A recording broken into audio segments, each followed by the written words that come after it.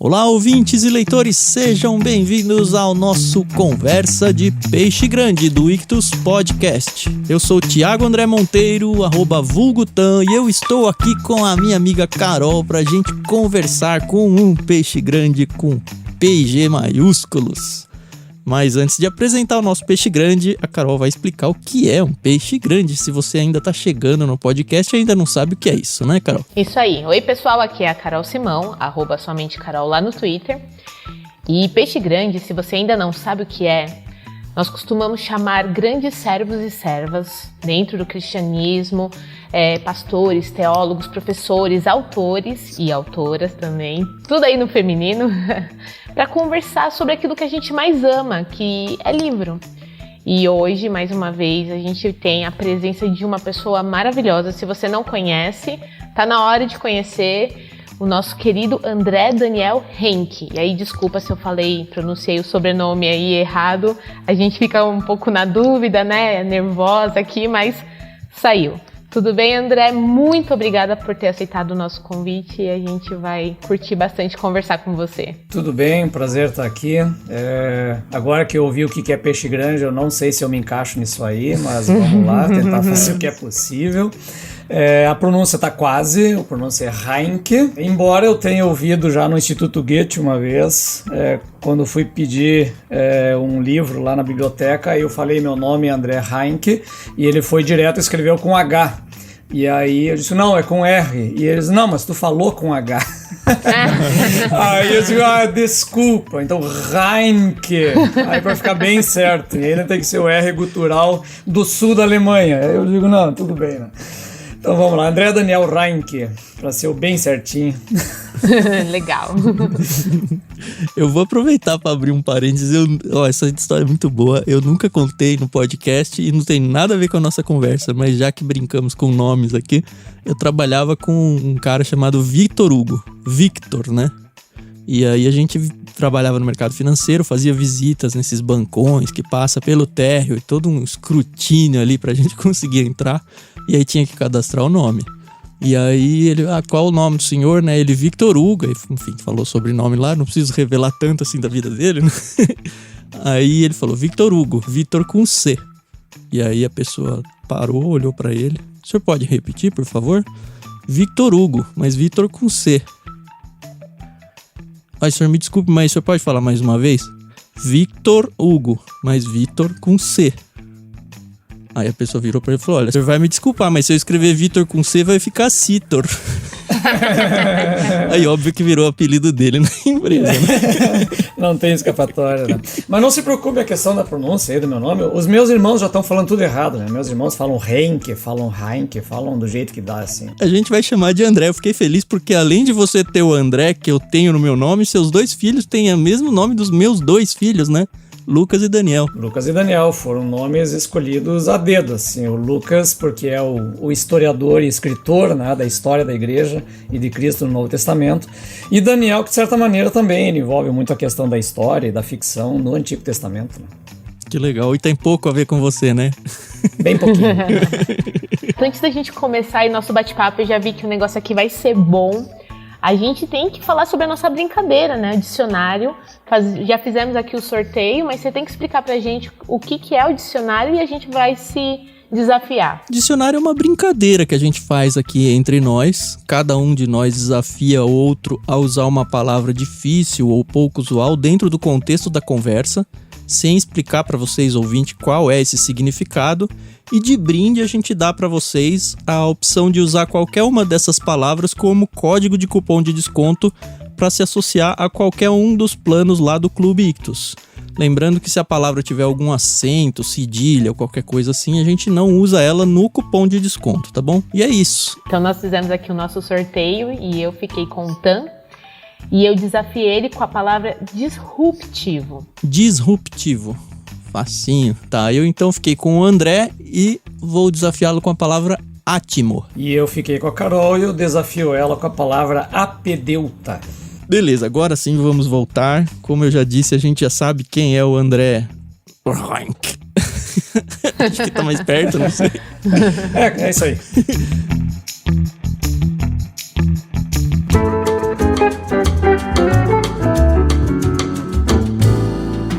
Mas assim, eu queria que você se explicasse um pouco, você contasse pra gente um pouco quem é o André, de onde veio, pra onde vai. E a minha pergunta principal assim é: como surgiu na sua vida a migração das artes visuais aí, que acho que é a sua primeira formação, para o meio teológico e assim, eu meio que saí das exatas e fui para o meio teológico também, e é sempre muito legal ouvir esse tipo de história. É assim, ó, a rigor, eu nunca migrei de área, né? Eu apenas acrescentei áreas à minha vida, né? Então eu me vejo muito como alguém de fronteira, alguém que trabalha nas fronteiras de áreas de conhecimento diferentes, e naquilo que eu faço eu tento colocar essas áreas em diálogo.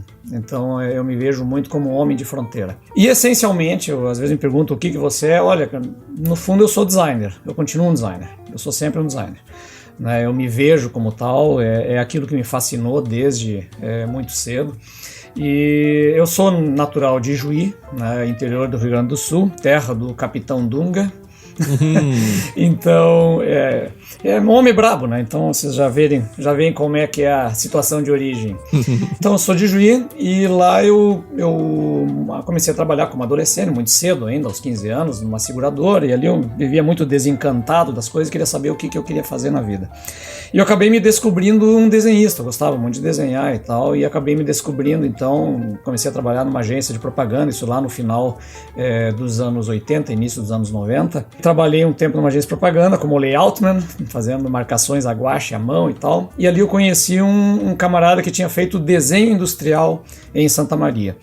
E aí ele me mostrou esse curso e eu acabei fazendo, então, que é o design, né? Hoje a gente chama mais de design e na área de design gráfico. E me especializei na área de marcas, identidade corporativa, identidade visual, né? E embalagens também. E eventualmente alguma coisa de ilustração, embora eu não me considere assim lá um grande ilustrador. Se alguém vier pra você então e falar, ó, faz um logo aí pra mim, funciona. Eu faço, mas aí tem que me contratar já. Então eu tô brincando porque a gente sabe como é o meio, né? A gente sabe. É bom, eu te divulgo na minha página, né? Então eu trabalhei vários anos, trabalhei 2 décadas aí nessa área com embalagem. Eu trabalhei numa empresa de design grande de Porto Alegre, o GAD Design. Saí, depois me associei num outro escritório, depois num terceiro escritório com quem é hoje meu padrinho de casamento, né? Então fiquei vários anos trabalhando nisso e tal, né? E nesse meio tempo eu fui agregando outras coisas que eu gostava de fazer. E já tinha alguns sonhos que eram na área de literatura. E eu tinha muita vontade de fazer um atlas, que acabou sendo a minha primeira publicação, que é o Atlas Bíblico Ilustrado pela editora Ragnos, né? Eu tinha uma pergunta nele. Você que fez as artes todas, os desenhos dele? Tudo. Que legal. Então, na época, eu era solteiro ainda, e eu dividia apartamento com um amigo que era pastor da igreja, né, um pastor de jovens e tal, ele era solteiro também. A gente dividia o apartamento, e na época eu era apenas designer, e assim, cresci na IBD, né, no chão de IBD de igreja. Então, o que eu sabia de Bíblia, de história bíblica e geografia bíblica era desse chão de igreja. Claro, tinha uma facilidade que o meu pai, ele era pastor, embora ele não fosse de ofício. Ele trabalhava na Convenção Batista pioneira na área como de secretariado, né? Uhum. Ele era o secretário executivo. Só que ele tinha uma boa biblioteca, né? Então eu gostava de ficar lendo os livros dele lá, de teologia, de geografia bíblica. Até tem alguns livros aqui que eu guardo que eram dele ainda. Então eu tinha esse contato muito grande com isso. E eu tinha muita vontade de fazer esse atlas porque eu queria entrar numa área literária, assim, de fazer alguma coisa, principalmente na educação infanto-juvenil. Então eu comecei, eu quero fazer um atlas, né? Eu vou fazer. E aí eu falava com esse meu amigo lá, pastor, dizia, cara, vamos fazer o seguinte, né? Eu faço as ilustrações, os mapas e tu faz os textos. Ele, beleza. Vamos fazer. O seu amigo ia fazer as ilustrações? Não, eu ia fazer as ilustrações, os mapas, todos os mapas, e ele ia fazer a parte textual, que ia envolver texto e tal, porque eu não me via em condições de fazer texto. Só que ele se enrola, eu vou ilustrando mapas, acordando às 4 da madrugada para desenhar, e fazendo, e nada dele trabalhar. Eu pensei, cara, esse cara vai me deixar na mão, né? E aí eu pensei, não, então eu vou tentar escrever, mas só que eu não sei escrever, então, eu achava que não sabia escrever. Uhum. Que idade você tinha mais ou menos aí? Eu já tava com 22, 24 por aí. Aí o que eu pensei? Eu vou fazer um curso literário em Porto Alegre. Então eu encontrei lá o curso de contos do Charles Kiefer, que é um contista muito bom do Rio Grande do Sul, assim, um grande contista. Ele é da turma dos grandes lá, o Assis Brasil, né, o Faraco, o Charles Kiefer, essa turma aí. O Rio Grande do Sul, aliás, o Brasil tem 3 grandes eixos de grandes contistas, né? O Rio Grande do Sul, Minas Gerais e o Pernambuco, né? São os principais, assim, eixos, né? E aí entrei numa convivência durante 2 anos, todo sábado à tarde eu me reunia, ele tinha 15 alunos, em que se reunia numa livraria, numa sala de uma livraria, em que a gente fazia a escrita e leitura de contos. Então o trabalho era muito simples, na verdade. Cada um escrevia um conto por semana e fazia leitura para todos os outros 15. E aí os outros 15 batiam no conto, mas davam-lhe pau. Né? Porque tá ruim aqui, tá ruim lá. É e aí bem no esquema de escrita criativa, dá um tema e... É uma escrita criativa, exato. Às vezes ele dava um tema, às vezes fazia conto coletivo, né? Então, eu dou um conto, um cara começa, o outro continua, depois o outro continua e vê o que dá no final, sabe?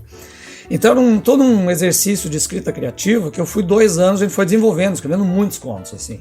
Um por semana, né? Então foi um troço muito legal. E ali eu me descobri escritor. E ao mesmo tempo muita indicação de literatura, e lendo muita coisa e tal, e ali foi ampliando bastante. Moral da história, acabei publicando então com a editora Ragnos o Atlas, que aí eu mesmo escrevi, embora o Atlas a escrita é mais técnica, ele não é uma escrita criativa, né? E o seu amigo não ficou achando ruim que você furou os olhos dele? Não, ele nem sabe disso aí. Uma hora dessa eu conto pra ele que por causa dele eu virei escritor, né? Que coisa. Ele vai ouvir esse podcast, manda pra ele, né? Ou ele tá escrevendo lá, achando que o Atlas não saiu ainda. Um baita jaguaré, só pode. Então não, mas a gente tem em contato ainda, muito amigo ainda. Então, mas ele não sabe dessa história, né? Que eu acabei virando escritor porque ele rateou comigo, né? Mas então, e ali o que acontece? Comecei a publicar isso ali. Eu publiquei mais outras 4 obras com a editora Ragnos, que eram nessa parte que junta o design com a literatura, né? Que era a série Construir, então, de construir o tabernáculo. Então vem lá o tabernáculo para montar, etc. Então eu vi isso. São maquetes isso, André? Sim, é uma revista ilustrada, então fiz as ilustrações, né? 16 páginas, coisa pequena. Então as ilustrações contando a história, contando como é que fez, toda a narrativa bíblica. Aí no final tem um conto, inclusive eu botei em prática aquela coisa do conto. E aí vem a maquete para montar e as instruções de como montar, recortar e montar. São boas essas maquetes? Eu tô com ideias aqui. Porque, eu acho que são, né? Mas... A gente tem... então, a gente tá fazendo... Não, boas que eu digo bem detalhadas. Sim, elas são em escala, né? Então, claro, escalas diferentes, né? Porque o tabernáculo ele é muito menor do que o templo e muito menor que o de Herodes, né? Só que 2 estão esgotados, né? Que é o tabernáculo e o templo de Salomão já estão esgotados. A editora não reimprimiu já há muito tempo. Então os outros Caberia que eu fiz tão legal se a gente jogasse no Leitura Bíblica Comentada quando chegasse lá, né, Carol? Pois é. Então ele tem depois o templo de Herodes, que ainda está sendo distribuído, e a Arca de Noé, que alguém me pediu, eu acabei fazendo, embora ele não seja dentro da ideia de estruturas de culto da Bíblia, né? Então eu lancei isso aí. E nesse meio tempo eu já comecei, aí eu tinha vontade de estudar um pouco mais na área de história. Foi quando eu pedi, eu já estava casado, né? Aí outro dia eu queria fazer depois aposentado, né? História, aquela coisa, depois de aposentado eu vou fazer história. Aí outro dia eu estou assim, de noite, pensando no meu telha, quem sabe eu faço agora aula noturna, né? Eu estou sócio de uma empresa, eu posso sair mais cedo, posso me dedicar um pouco a fazer disciplinas de dia também, se precisar e tal. Aí eu pedi o alvará de soltura, minha patroa deu o alvará, né? Você já tinha filhos, não? Não, tudo bem, pode fazer. Não tinha, se tivesse não dava, né? Não dava. Bom, eu levei 8 anos para ter filhos, né? Aí, então, nesse meio tempo, eu fiz uma faculdade de História. Levei um pouco mais de tempo, amarrei um pouco mais, levei 6 anos para terminar, então para não puxar tanto. E aí fiz a faculdade de História. E isso foi muito legal, porque aí agregou nisso aí tudo, né? Então eu já estava fazendo teologia com arte e aí a História. Depois que eu terminei a faculdade de História, continuei sempre trabalhando aí no design, né? Até que eu e meu sócio, a gente acabou a empresa entrando numa dificuldade, né? A crise se aproximando uns anos atrás, e a gente resolveu começar a trabalhar em casa. Aí a gente começou a trabalhar em casa. E ali foi o primeiro passo para começar a repensar um pouco as coisas, né? Porque aí um outro amigo, um primo da minha esposa, que fazia teologia na EST, ele era da biologia. O Thiago Garros, ele trabalha hoje com a BC2, né? E aí ele me diz, cara, a Este é a tua cara, assim, sabe? Porque ali eles fazem um diálogo muito grande entre as ciências via teologia. E ele começou a empilhar, e outros amigos meus, pastores também, que fazem mestrado e doutorado lá, começaram a empilhar, cara, não conhece a Este, é em São Leopoldo, é do lado de Porto Alegre, tranquilo. Aí eu pensei, tá, vou dar uma olhada. Então eu acabei entrando no mestrado em teologia na área de história do protestantismo lá na Este. Então eu fiz o mestrado lá e aí realmente eles tinham razão, né? Eu me identifiquei completamente. Não é história bíblica ainda, né? História do protestantismo. Não, história do protestantismo. No mestrado e no doutorado eu pesquiso o sionismo cristão. Quer dizer, por que o protestante é apaixonado por Israel e desenvolveu essa ação política pró-Israel, no caso, no Brasil. Tá? Então a minha área de pesquisa é essa. E ela acaba entrando um pouco a questão de Bíblia, né? Porque no doutorado eu estou desenvolvendo um pouco mais essa questão pela perspectiva da hermenêutica filosófica. Então ele acaba entrando muito a Bíblia, porque a Bíblia é esse ponto de convergência entre Israel enquanto país, enquanto etnia do judaísmo, o mundo protestante. Né? Então por isso que eu vou acabar indo por um caminho de hermenêutico para desvendar essa história aí, mas aí é outro assunto. Então o que acontece? Ao longo da minha vida, é aquilo que eu estava dizendo no início, né? Eu não fiz nunca trocas de área, eu fiz somas de área. Eu fui ampliando fronteiras para botar em diálogo. No meio disso tudo, algumas pessoas da Convenção Batista de onde eu venho, que eu venho da Convenção Batista Pioneira do Rio Grande do Sul. Então eu sou batista de origem e a pioneira é de base alemã. Então eles vêm de imigração alemã. E em 2010 eles fizeram 100 anos de fundação da convenção. Então eles queriam fazer um livro comemorativo. 2 anos antes, aliás 1 ano antes eles decidiram fazer esse livro. O meu pai foi muitos anos secretário executivo, mas ele já era aposentado e não tinha condições de fazer isso. Então eles me convidaram para escrever essa história, aproveitando que ele estava vivo ainda, e podia ajudar um bocado nesse trabalho. Então eu escrevi os 100 anos de história pioneira pesquisando a documentação deles. E aí meu pai me ajudou muito, porque ele fez toda a pesquisa em informativos em alemão desde os anos 20. Né? E aí as atas escritas em alemão, aí a turma alemã de São Paulo, um primo dele, aliás casado com uma prima, o Roland Kerber, que trabalhou muitos anos na Rádio Transmundial, transcrevendo atas escritas em gótico manuscrito. Então um trabalho fenomenal, né? Então eu escrevi a história dos 100 anos da pioneira, depois me convidaram da minha própria igreja de origem, né, da primeira igreja batista de Juí, escrevi os 100 anos da PIB de Juí também. Escrevi os 110 anos da Igreja Emanuel de Panambi, que é uma cidade ali do lado. E o ano passado eu escrevi o da Rádio Transmundial também. Então, o livro dos 50 anos da Rádio Transmundial. Mas aí eu não fiz a pesquisa, eu fiz apenas, digamos assim, a narrativa desse livro. Então foram materiais legais que eu fui fazendo ao longo do tempo, além das outras publicações, né? E aí agora, nesses últimos anos, pela Thomas Nelson, então o livro que daí sim é de autoria chamado. Esses outros livros eu funciono quase como um ghostwriter, né? Sim. Então faço a narrativa, mas não aparece o meu nome lá no título do livro. No caso, agora os outros da Bíblia e aqueles da Bíblia sim, é livro autoral. E são livros que eu trabalho justamente juntando tudo isso. Por isso que eu digo que eu não abandonei a área. Eu faço a diagramação dos meus livros, eu faço a capa dos livros, eu entrego a arte para gráfica e se quiserem eu vou lá na boca da máquina calibrar a máquina também para sair a cor certinha. Né? Aí sim. Carol eu sou designer de velha guarda, né? Eu sou do tempo que a gente ia acompanhar a produção de embalagem lá, impressão de lata, impressão de embalagem, impressão etc. Então a gente acompanhava isso e ajudava na calibragem, mas hoje em dia não se faz mais isso. Né? Faz falta, viu? Porque eu lembro de um caso que eu ia imprimir uma página, a capa de um livro e era laranja. E saiu tudo menos laranja. E aí é complicadíssimo, né? Então já virei muita noite em gráfica aí, acompanhando e acertando calibragem. Porque depois você tem que assinar para os caras terem um culpado, caso o cliente não goste. Né? Verdade.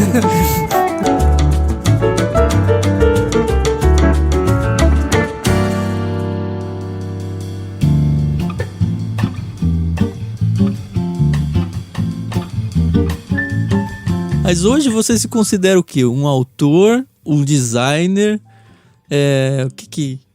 sei lá, se alguém tiver que preencher uma ficha de qual é a sua profissão hoje, sabe? Eu não separo essas coisas, sabe? Eu não separo isso. Isso é uma influência muito forte de um professor de Sociologia da Comunicação que eu tive no design em Santa Maria, que o curso de desenho industrial de Santa Maria é muito forte, muito antigo, né? Ele vem, hoje deve ter mais de meio século esse curso. E esse professor de sociologia, ele falava muito disso, né? Da questão que foi a modernidade que separou tudo em áreas, né? Mas que o conhecimento é uma coisa só, né? Que a gente que fica botando fronteiras. Então ele defendia muito esse conhecimento holístico, em que as coisas vão se dialogando e você vai construindo as coisas do jeito que vão. Então, muito esse professor, o Olgonci Soares, era o nome dele, já deve estar aposentado. Então ele influenciou muito esse pensamento, essa ideia de não me preocupar muito em delimitar áreas, né? Eu tenho uma desvantagem, assim, que eu acabo sendo muito genérico em algumas coisas, sabe? Então, eu conheço genericamente a história, conheço genericamente o design, genericamente a teologia. Mas eu tenho muitos amigos que são especialistas, né? Então eu vou e chamo eles, como é que eu saio nessa enrascada, eles me dão uma barbada, eu junto tudo num livro que procura fazer essas coisas conversarem, né? E o podcast, como surgiu aí nessa Pois história? Então, vê como é que são as coisas. Então, começou com os outros da Bíblia. Eu dou aulas no seminário de Porto Alegre, o Batista de Porto Alegre, há muito tempo, de panoramas bíblicos, né? E eram cursos presenciais, e aí eu tinha um pessoal luterano que assistia a aula, que gostava muito das aulas, e inclusive 2 meninas que faziam música na Este, porque tinha uma turma toda de luteranos e pessoal de outras igrejas que participava dessas aulas no seminário, que gostavam muito. Então tinha turmas boas de 50, 60, às vezes 80 pessoas lá. E aí elas vinham de São Leopoldo para assistir as aulas sobre esses outros da Bíblia, que eram aulas que eu trabalhava, que era justamente esse foco. A minha ideia era dar um background histórico e cultural de outras culturas para ler melhor a Bíblia. Essa era a ideia. Já tinha esse nome, os outros da Bíblia? Já era. É que na época estava passando Lost, né? Ah, que legal. Aí Lost tinha The Others. Uhum. Aí quando eu assisti o Lost, eu digo, cara, esse é o nome do meu curso, né? Aí é Os Outros, né, cara? Aí eu joguei esse lance, né? E funcionou muito, porque aí eu tinha inclusive uma aluna que era antropóloga, e ela assim, cara, que nome lindo, porque muita alteridade, jogar pro outro e tal. Ela era uma velhinha muito simpática, né? E aí funcionou. E aí o que acontece? Essas gurias eram amigas do Bibo, né? Acho que inclusive mantenedoras. E aí elas ligaram pra eles, cara, tem um cara assim, e ele é bem a linguagem do Bibo tal, que tal. Aí eu nem conhecia a Bibo, porque eu nunca escutei podcast, né? Não ouvia nada. Aí o Bibo entrou em contato comigo, né? Acho que até foi pelo WhatsApp ou e-mail, não me lembro. E eu, deixa eu dar uma investigada. Daí eu escutei uns podcasts, legal, vamos tentar isso aí. E aí começamos a gravar, né? A primeira gravação acho que foi com o Melhoranza. E aí teve uma galera que curtiu, né? Porque junta com mitologia, com isso aí tudo, né? E aí ficou muito bom, né? O pessoal curtiu muito todos os podcasts, a gente gravou todo o curso praticamente que eu dei, a gente gravou em conversas, assim. E aí o pessoal começou a pedir pro Bibo, nos comentários lá, bibliografia, né? O que eu leio? E aí o Bibo me perguntou, o que tem bibliografia? Eu digo, cara, tem a bibliografia básica do curso de História da Universidade Federal do Rio Grande do Sul, né? Uhum. Eu posso te dar a bibliografia, que foi o que eu usei, né? E eles batem que tem um livro sobre isso. E aí o Bibo começou a me pilhar, né? Bom, cara, escreve aí um material, porque eu tinha uma apostila, né? Que era a apostila do curso, mas era assim, tópicos, né? Aí eu até mandava apostila pra galera na época, assim, o pessoal pedia, eu ia mandando. E aí ele, vou escrever. Aí eu pensei, só que aí o que acontece? Nesse tempo eu tava terminando o meu mestrado. E como eu sou muito organizado, na verdade eu sou mais neurótico que organizado, então eu preciso terminar antes, porque sempre dá um erro, sempre dá problema, né? Tu deixa para imprimir na noite anterior da aula, quebra a impressora, né? Ou acaba o cartucho, sei lá. Então eu sou meio neurótico, então eu antecipo muito isso. Então terminei 4 meses antes da minha defesa, eu terminei o texto. Mas bom, tá pronto. Aí eu peguei, então nesses 4 meses vou me dedicar a escrever os outros. E outro detalhe, né? Tava para nascer o meu primeiro filho. Então eu tinha uma janela, aliás, primeiro não, o segundo. Então eu tinha uma janela ali de 4 meses entre a defesa da tese e o nascimento do outro. Aliás, não, estou confundindo os filhos agora. O nascimento do outro é dos aqueles da Bíblia, né? Então é outra história. Mas aí o que acontece? Um livro para cada filho, né? Faltam 2 árvores, já foram 2 árvores? Eu plantei árvores no passado já. Então o que acontece? Eu tinha uma janela para escrever, eu peguei e escrevi uma manhã, tarde e noite, escrevendo e pesquisando. Só que eu queria fazer um livro que eu não tivesse vergonha de apresentar para os meus colegas da história, porque eu continuo me relacionando muito com essa turma da história. Uma parte deles são ateus, outra parte é de outras religiões. Então, e eu queria ser um livro que o cara pudesse olhar, não, isso aqui eu posso não concordar com o aspecto da fé, mas isso aqui é consistente. Isso aqui bate com a historiografia dentro do que eu quero apresentar dos outros da Bíblia. Então ele tem que ter o quê? Nota de rodapé. Só que ao mesmo tempo eu não quero que seja um troço enfadonho, que o cara vai ler, putz, isso aqui é discussão historiográfica. Eu quero que o cara lá do chão da igreja e aquele que vai para uma graduação, ele possa ler e dizer, puxa, eu aprendi muito legal. E eu quero aprender mais. Onde é que eu aprendo mais? Nota de rodapé, bibliografia de referência. Entendeu? Então, porque quem é da academia sabe onde procurar. Às vezes o pessoal vem e me procura assim, onde é que eu acho mais para ver tal assunto? Cara, tá tudo na nota de rodapé, cara, vai lá. Age como pesquisador, descobre, né? Então essa questão assim, eu tentei levar para os outros da Bíblia e agora também para aqueles da Bíblia, né? Comecei a falar de mim, quando eu já estou falando da literatura. Não, mas é por aí mesmo. Assim, eu gostei muito da ideia e gosto muito da ideia da mistura de artes aí, né? Porque tudo que você falou aí é arte, né? É uma forma de lidar com a arte. Gostei muito também da sua preocupação de não ser disruptivo na questão tanto do cristão quanto do não cristão, às vezes até ateu. A gente sabe que o meio acadêmico, o meio acadêmico secular, ele é até agressivo ao cristianismo, né? E fico muito feliz, assim, porque você conseguiu trazer tanto imagens quanto texto.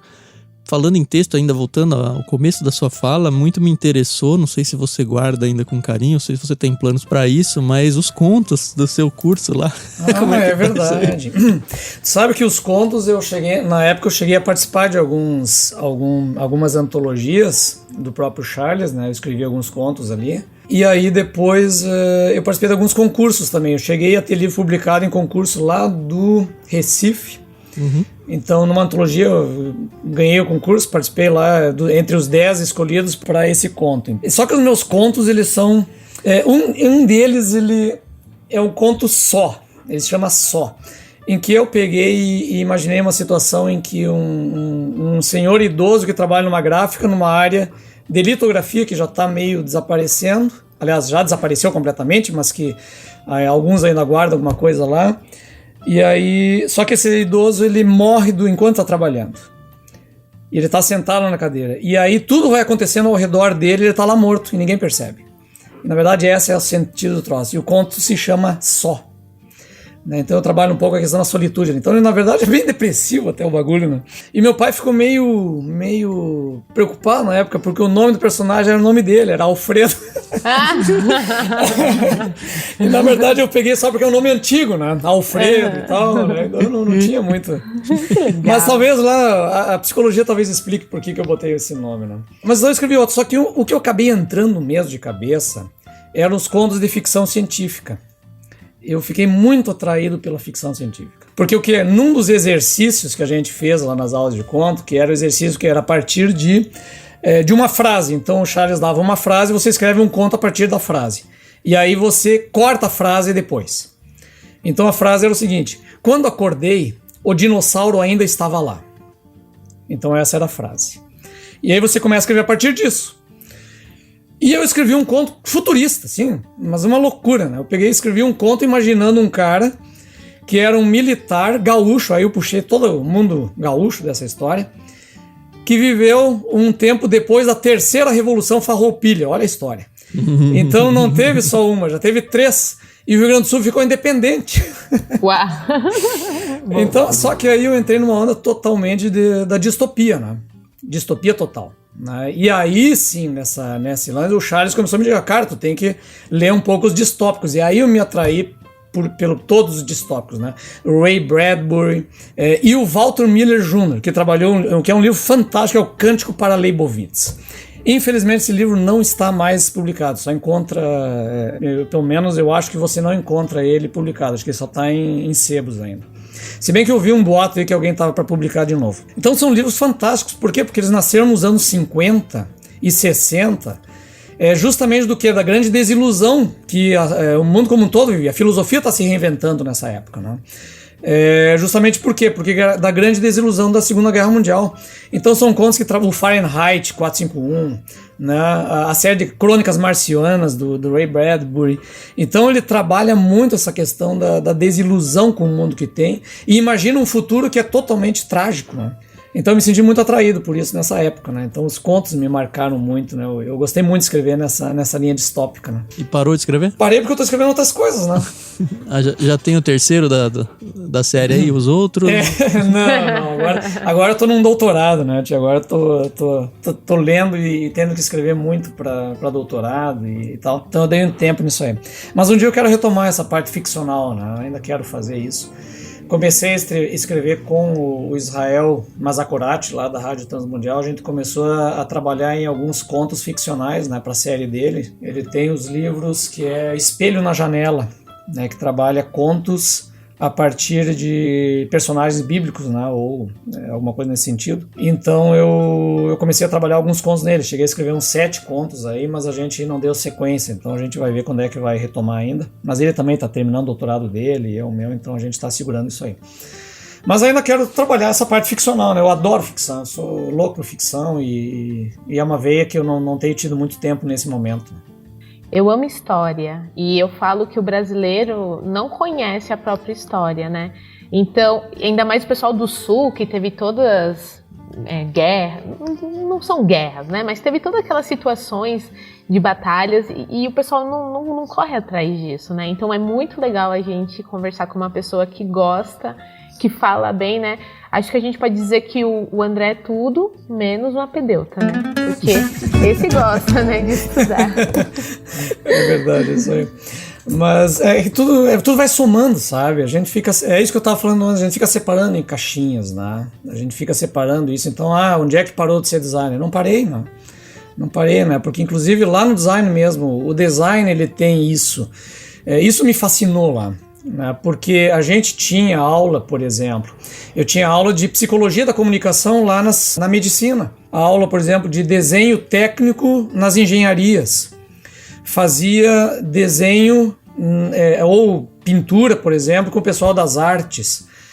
Então, quando vê sociologia da comunicação lá com o pessoal das sociais, então você tinha professores de todas as áreas e cada um ia agregando. E o design é isso, né? Você, vou desenhar agora uma marca da área de, sei lá, como eu fiz há pouco tempo, da medicina que trabalha com crianças, sei lá. Então você tem que investigar essa área toda, né? A pediatria, você investiga essa área, tem que tentar entender um pouco a área para daí fazer a marca. Então o design ele fica um pouco circulando em tudo, ele é uma ciência de fronteira, né? Mas aí, por um lado, tu começa a pensar por que as outras ciências também não podem ser de fronteiras, por que não, né? Por que a história não dialoga com a geografia? Aí você encontra grandes historiadores que fazem esse diálogo, né? Você pega o Brodel, a história dele trabalha imensamente a questão geográfica também, né? A geografia, os livros dele, a geografia parece que é um personagem, né? Então, Memórias do Mediterrâneo, são coisas fantásticas, né? Então, e aí quando você vê os grandes autores, os grandes escritores, o que eles fazem? É isso. Eles botam às vezes áreas a dialogar. Raramente ele é um escritor que vive disso. Raramente é, né? Às vezes são médicos, são diplomatas, são profissionais de outras áreas que são grandes escritores, né? Então o Guimarães Rosa mesmo, né?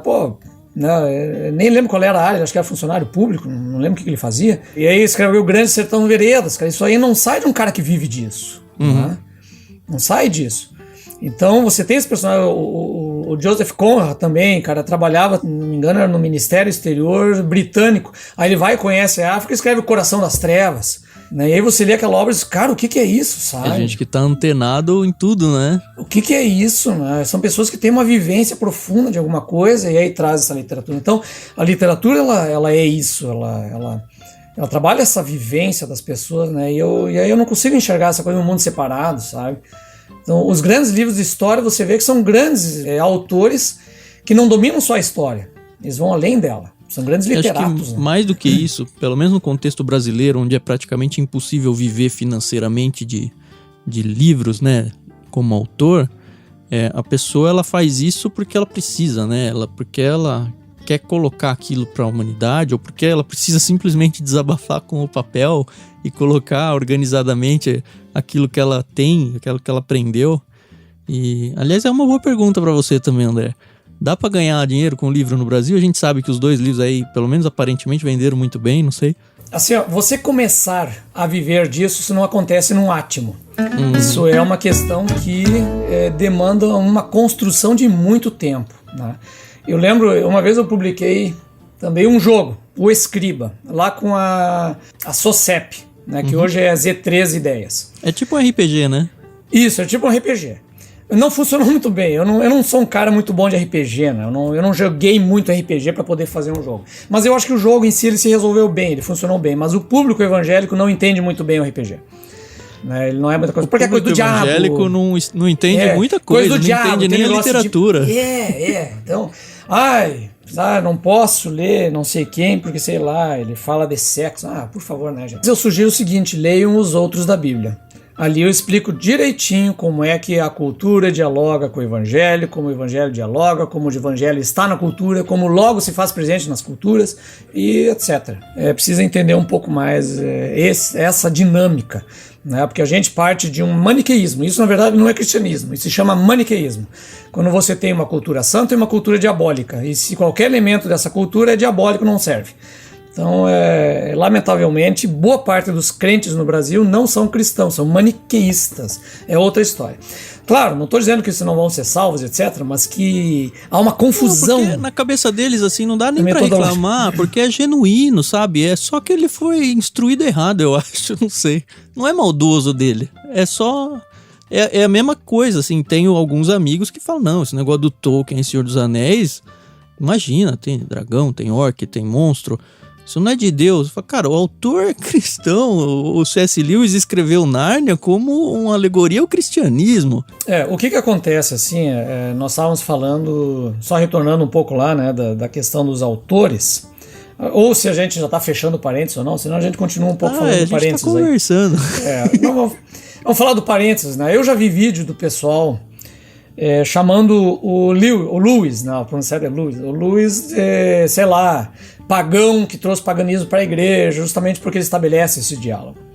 Né? Então, porque aí o cara fala dos deuses e ele usa às vezes as palavras deuses nos livros dele, lá, a trilogia cósmica, por exemplo.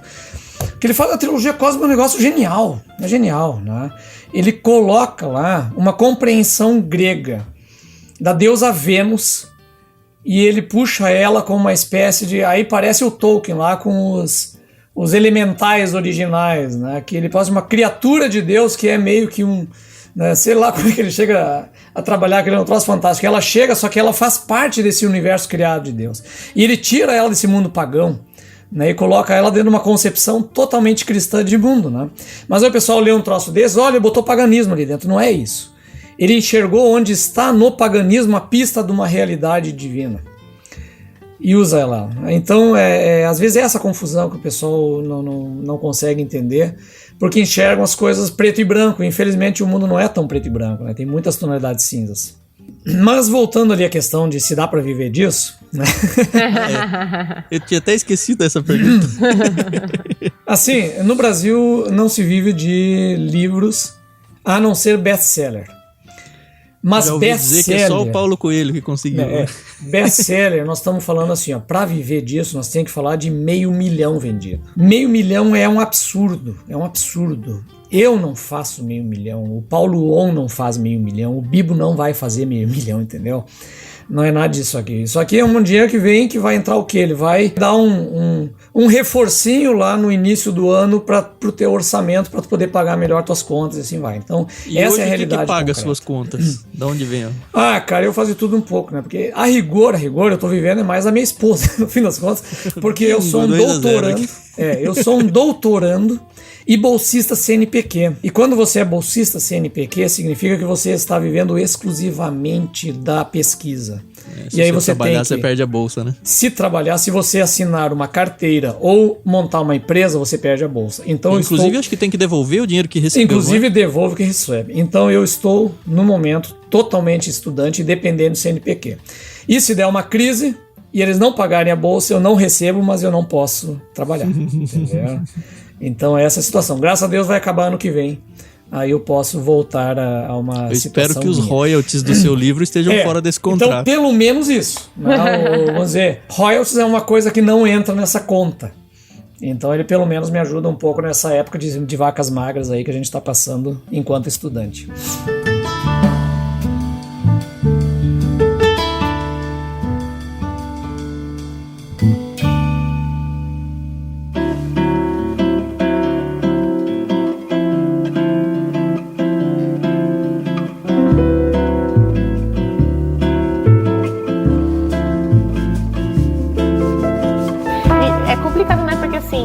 A gente vê bons autores que acabam não conseguindo viver, né, da literatura, mas a gente vê muita gente, eu vou por aqui um grande aspas, esses youtubers e influenciadores digitais que vão falar sobre a vida, a biografia, a pessoa com 20 anos e se torna um best-seller, né? Isso, não tô falando que é triste, mas é triste pra quem... É triste, eu falo. Se você não fala, eu falo eu.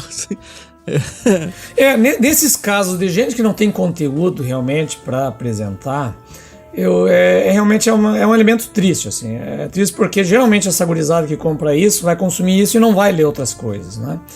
Ele é diferente, por exemplo, de, sei lá, um Harry Potter, né? Ah, sim. Que funciona, que é uma literatura mais simples, mais popular, vamos dizer assim, mais de massa, vamos falar, né? Mas que ela funciona como uma porta de entrada para drogas mais pesadas, né? Então, mas, se você for pegar o Harry Potter, sei lá, daqui 50 anos ele vai estar sendo editado e ele ainda vai servir de porta de entrada. Ele se tornou um clássico para o público dele. E o tem Lucas outras Neto obras e o desenho dele, não. Não, exato.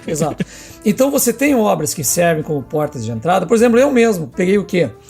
Teve um tempo que eu li muita coisa, muita ficção, assim, bem popular. Então, eu li muito Agatha Christie, li um monte, assim. Só que ela é um popular perene, né? Ela construiu um legado, assim, pelo estilo, por tudo mais.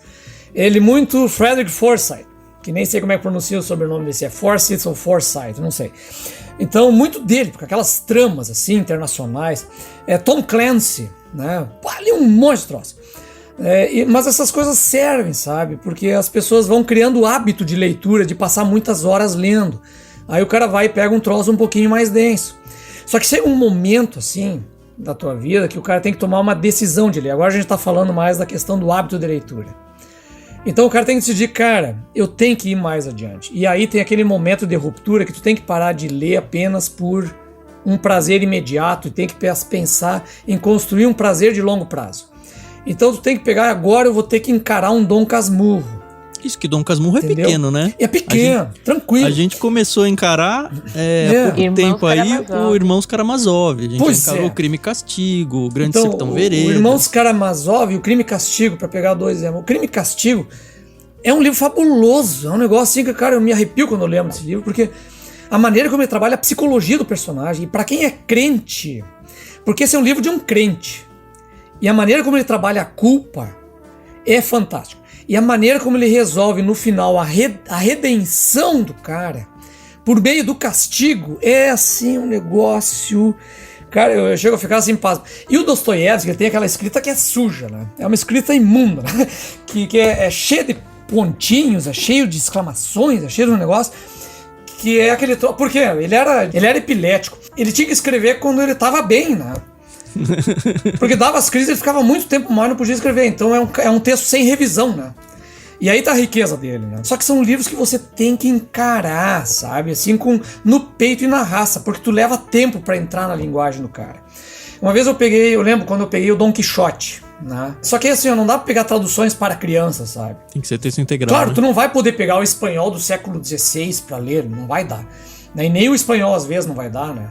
Uma tradução recente do espanhol não dá, mas pega uma tradução do português que leva a sério, né, a linguagem antiga, e aí você pega esse Dom Quixote, cara, eu peguei ele, eu levei 200 páginas para entrar na linguagem. É complicado, cara, a linguagem arcaica dele é difícil, mas você depois em português.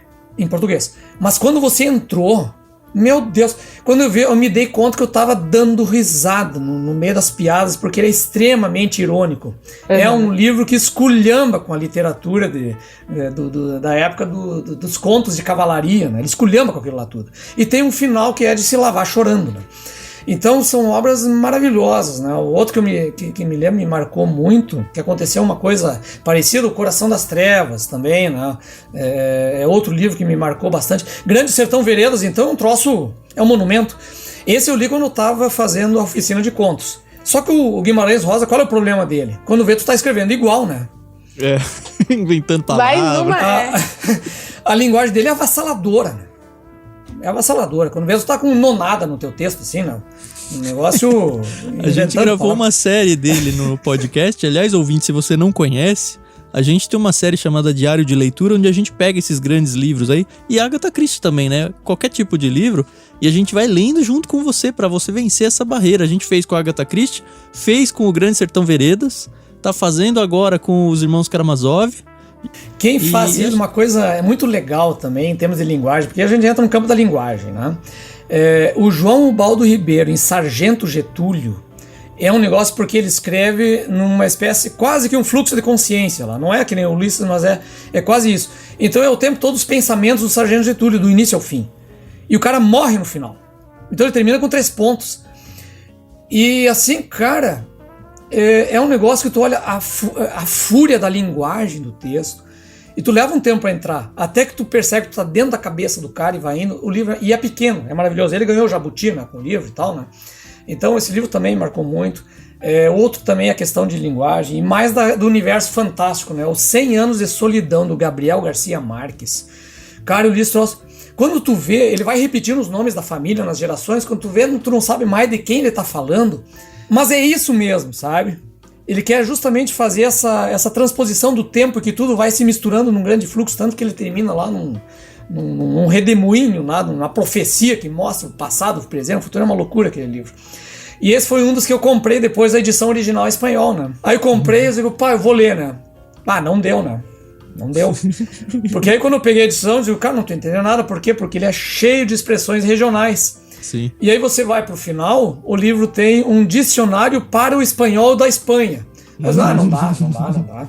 O máximo do espanhol que eu consigo é esse. Ainda bem que a gente tem bons tradutores aqui no Brasil, né? Não dá. Poxa. André, você falou no começo que você não se considera um peixe grande, mas eu lamento te informar que tá com um selinho, viu? Porque é exatamente isso. Mas é que assim, a gente vai se forçando muito, não? Eu acho que tu tem que ter um amigo meu me diz uma vez assim, né? Cara, se tu tem um grande clássico da literatura e é unânime de que ele é um livro importantíssimo que todo mundo tem que conhecer e ler, e tu lê e tu não aguenta, e é muito chato, não sei o que, o problema não é o livro, o problema é tu. Entendeu? Ele é tu. Então, cara, dá um jeito, sabe? Encara o negócio, vai embora. Porque é às vezes se forçando que você vai adquirindo uma nova linguagem, sabe? Agora eu tô me forçando mais na filosofia. Eu nunca li muita filosofia, né? Eu tô precisando porque agora eu tô entrando numa discussão pesada aí, né? Que vai envolver a hermenêutica filosófica. Então tem que ir. E cara, assim, é ler, reler. E digo, cara, não entendi nada disso aqui, meu Deus do céu, né? Eu sou muito burro. Isso é interessante, sabe? Porque uma hora você começa a entender e nem percebe que hora que foi isso, né? Em que momento, Exatamente. A gente conversou uma vez com um missionário americano e ele falava exatamente isso, que a gente tem muitos livros que vão esticar o nosso cérebro, que vão fazer você, sabe, puxar mesmo, ir lá. Mas quando você vê, você já tá totalmente adaptado àquela linguagem, né? Eu fico impressionado como autores conseguem bolar essas coisas na cabeça, então, porque não sai sem querer, né? Isso tudo é planejamento dele, da escrita. Claro. E assim, se a gente tem todo o trabalho que tem pra entrar no universo, pra que ele não só construa o universo, mas planeje esse universo, deve ser algo fantástico a cabeça desse pessoal.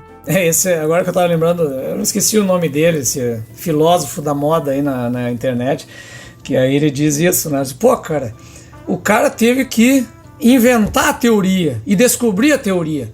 Tu só tem que entender ela. Tu é muito burro, cara. Tu é muito burro. Te vira e entende o bagulho, sabe? É só isso que pedem pra ti, né? Pois é.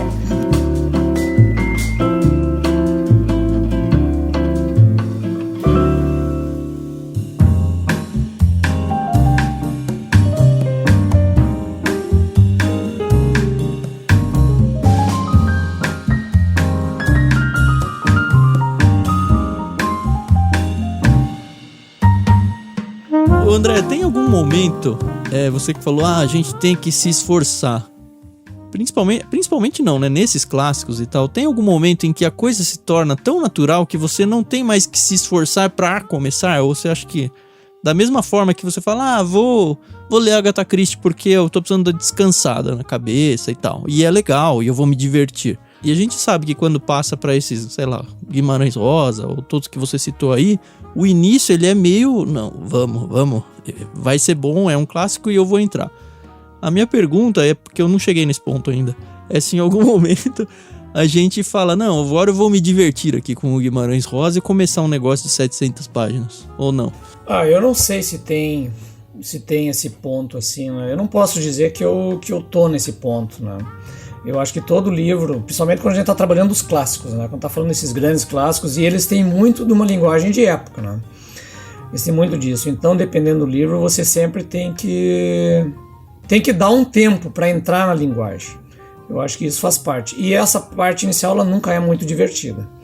Eu acho que ela nunca é uma questão de prazer. Eu não me vejo assim. Mesmo que eu vou pegar agora de novo o Moby Dick, que eu já li uma vez, né? Então... Ai, que bom que você leu. Eu tô há alguns anos vendo se eu vou ou não. Vale a pena? Muito. Vale, assim, muito. Mas é que ele tem algumas coisas assim, sabe? Tem partes que não dá pra dizer que é legal, sabe? Pô, Moby ele tem Dick páginas... ou Don Quixote? Não, qualquer um desses que eu tô brigando. Mas assim, o Moby Dick, por exemplo. O Moby Dick é uma história fantástica, assim, mas ela é uma história extremamente complexa, que ele vai trabalhando muita psicologia de vários personagens diferentes, então ele é bem romance mesmo, né? Ele tem várias camadas, né? E o principal deles que é o Acabe, né? Que é uma luta contra o destino ali, na verdade, né? E quem conta a história, o Ismael, lá do início, ele é meio essa visão dele, então ele tem essas genialidades. Mas tem dados momentos do livro que são extremamente chatos. Quando ele começa a descrever os tipos de baleia, aí descreve como produz o óleo da baleia. E tem páginas e páginas extremamente chatas e descritivas que às vezes fica pensando assim, pô, cara, faltou um editor chegar lá no Melville e dizer pra ele, cara, corta isso aqui, né? Pelo amor de Deus, né? Não tem, sabe? E nem era muito pequeno o livro pra ter que deixar, não, né? O livro é enorme, né? Então, tem coisa assim, eu já vi pessoal fazer crítica, por exemplo, num livro que eu adoro, assim, que eu amo, assim, eu li 2 vezes, é O Nome da Rosa, do Umberto Eco. Cara, o Umberto Eco, ele é um monumento, era, né? Um monstro esse homem, né? Um cara que vem que dialoga a teologia com a semiótica, com a literatura, sabe? Conhece teologia profundamente, assim, e a teologia da Idade Média. Então ele pega um livro desse, ele sabe o que ele faz quando ele escreve. E ainda assim, o que ele faz? Ele gasta, eu não lembro quantas páginas, mas é um monte de páginas descrevendo a biblioteca, né? E aí ele descreve, porque aí tem um quarto que vira não sei aonde, vira pra esquerda, não sei o quê. E o cara, mas que troço chato, né? Quer dizer, você não tem prazer nessa leitura, nesse momento, né? E acho que a Bíblia tem um pouco disso, sabe? Embora os caras agora vão brigar comigo, né? Mas, cara, sinceramente, tem várias partes que são extremamente chatas, mas você... Tem. Lê, cara, a gente tá vendo isso na gravação, né, Carol? Como a gente tá fazendo leitura. Não dá. Par de números ali, pelo amor de Deus, né? As maldições e bênçãos lá do Deuteronômio. Então, mas ele tem eles têm essas coisas que é a decisão do autor. E às vezes você não precisa necessariamente concordar que aquilo lá é bom e prazeroso, cara. Ele tem às vezes um motivo de colocar lá dentro, é o motivo dele, cara, vamos respeitar ele, né? Mas eu não sou obrigado a achar que isso aí foi uma coisa lá muito legal. Eu acho que tem isso, sabe? Quando pega um clássico, você tem também um tempo de entrar na linguagem. Mesmo Lewis, né, que está agora bem na moda, às vezes você pega um texto dele e salta de um texto para o outro, ele muda bastante, né? Eu, por exemplo, eu não li de infância Crônicas de Nárnia. Eu não li. Adulto só também. Quando eu peguei ele de adulto, eu não consegui ler. Porque eu achei a linguagem muito infanto-juvenil para mim, eu não tive prazer na leitura, eu larguei, eu não li, né? É um negócio que pra mim eu ainda quero desfazer, eu vou me forçar a ler. Porque tem que ter lido isso. Que vale a pena, eu li adulto só também. Ler, né? Mas eu não consegui pegar ele. Né? Eu peguei e dei uma lida por cima, por exemplo, no Harry Potter, né? A série dele, peguei o primeiro livro, porque eu fiz um trabalho na faculdade sobre isso. E fiz uma observação etnográfica na área de antropologia, né? E observei um fã-clube do Harry Potter. Então, pra observar o clube, eu tinha que entender a série. Certo. Então eu li o primeiro livro, eu vi, putz, que livro pra criança, né? Eu não consegui chegar no final. Aí eu peguei a sacada da autora, o nome dela... A J.K. J.K. Rowling. Rowling, isso. A grande sacada dela é que os livros vão crescendo junto com os leitores. É a genialidade dela. Então ela pegou um público ali de 12 anos de idade, e o Harry Potter tem esses 12 anos, acho que é por ali, né? E cada ano, o livro lançado, o Harry Potter tem um ano a mais. E o público tem um ano a mais. E o último livro é de um jovem já. Então essa eu achei a absurda genialidade da mulher no livro, que numa literatura popular ela teve essa sacada. E aí tem um grande mérito literário. Então, eu acho que o mérito dela não é só pra pegar as crianças em formação, mas pegar qualquer pessoa que não costumava ler e começar no Harry Potter, porque quem não costuma ler é uma criança pra literatura. Exato. E aí ela vai construindo gosto literário. Eu comecei a ler o Harry Potter 1 e eu li acho que 30 páginas e eu fiz o que você fez com Narnia. Eu falei, não dá. Mas é porque eu já tava mais avançado e falei, tem coisas mais interessantes pra eu ler. Mas pra quem não tem o costume de ler, é uma porta de entrada maravilhosa. Se bem que é um negócio de bruxo, né? Esse negócio de bruxo não tem muito a ver com cristão. Mas assim também não dá pra exagerar, sabe? Daí, bruxo é uma coisa, diabólico é outra. Então, exatamente. Falou tudo. É porque o que ela faz ali, né? Esse foi inclusive a minha tese ali do trabalho de antropologia. Ela junta 3 coisas ali, né? Ela junta esse universo da escola, das crises do adolescente que tá crescendo e entrando no mundo adulto. Então ela junta esse aspecto psicológico, ela junta então esse universo escolar com essa psicologia adolescente, ela junta com uma noção de Idade Média. Aí uma questão lá da história, né, que tem um professor de Idade Média que trabalha, uma coisa é a Idade Média real, outra coisa é a noção de Idade Média. E é essa que vai pro filme, que vai pro cinema, que vai pra cultura popular de uma maneira geral. Então ela pega a noção de Idade Média e ela pega essa coisa da magia, que é aliás, a terceira não é a questão da magia. Magia tá na noção de Idade Média. A Idade Média não tem nada de magia, mas ela pega a noção de Idade Média nessa coisa da magia. E a terceira coisa que ela pega, que é a jornada do herói, né? Do Campbell. Sim. Então, na verdade, o Harry Potter ele segue certinho a jornada do herói, que é receita, né? Receita de bolo para fazer uma narrativa bem construída, né? Mas vamos lá, né? Voltando para a literatura cristã, né? Aliás, nem era cristã. O Thiago sempre fala que eu estrago a conversa, mas a gente tem que falar sobre literatura, sobre livros, né? Mas ele já indicou um monte de livros. Exato. Nossa, fantástico. Mas eu queria saber como é que começou essa questão da leitura na sua vida. É um estudioso, né? Então, obrigatoriamente tem que ler muita coisa, né? E a gente sabe que tem aquela coisa que é obrigatória e aquela coisa que é mais prazerosa, né? Foi sempre assim? Como é que surgiu? Cara, assim, ó, eu leio desde muito criança, né? Eu sempre li bastante em casa. Mas assim, ó, eu venho de um contexto batista bem tradicional, em que existia uma grande ruptura entre o mundo secular e o mundo da igreja. E eu cresci nesse mundo da igreja. Então a literatura que eu li nessa época, toda ela era evangélica. Toda. Então eu pegava minha mesada e comprava os livros da editora Betânia. Tô até olhando para eles aqui. Então eu li os grandes clássicos, né? Por exemplo, A Cruz e o Punhal, Forge Nick, Contrabandista de Deus, as séries do Don Richardson, né? O Totem da Paz, Senhores da Terra. Cara, eu consumi muito esses troços. E no meio disso tudo, muita porcaria também. Muita porcaria. O que acontece com essa leitura? Ela é muito boa, ela é uma formação espiritual muito boa. Né? Livros aí de como orar, livros sobre devocional, etc. Quer dizer, eles para base, assim, de tua cristã, de piedade, eles são muito bons. Mas em termos de linguagem, eles são muito rasos. É isso que as pessoas às vezes não entendem. E o crente que só lê esse tipo de coisa, ele não desenvolve linguagem. E é por isso que nós temos um problema danado, porque no meio cristão, quase você não encontra literatura ficcional de qualidade. Ficcional, eu digo, romance cristão, né? Uma coisa assim. Aí aparece um Lewis sendo publicado, o pessoal cai que nem varejeiro em cima, porque finalmente você tem um cristão que faz ficção. Mas os cristãos não fazem por quê? Porque não leem as obras clássicas. Não leem a literatura não cristã, sabe? Ai, Jorge Amado tem muita sacanagem. Cara, sabe? Para com isso. A minha dúvida é se cristãos começarem a escrever isso, se vai ter quem leia. Porque quem lê os outros livros que não são as ficções e fica naquela mesmice de sempre. Então, chegou um momento, quando é que eu fui realmente começar a ler esses livros que nós estávamos falando até agora? Eu já era adulto. Eu já estava aí com 20 pedrada. Quando eu comecei a olhar. E eu comecei a ler me sentindo culpado, né? Eu lembro que eu cheguei, eu fui visitar uma tia minha no Nordeste. que morava já há muitos anos no Nordeste, fui pra lá e eu levei um monte de livro no bolso, que era todos esses livros aí, Editora Betânia e tal. Não tô falando mal de Editora Betânia, pelo amor de Deus, tá? Só tô dizendo que são livros de crente, né? E cheguei lá lendo e ela olhou assim pra mim, por que tu tá lendo isso aí? Não, por quê? Porque eu leio, né? Aí ela disse pra mim, tu tem que ler Agatha Christie.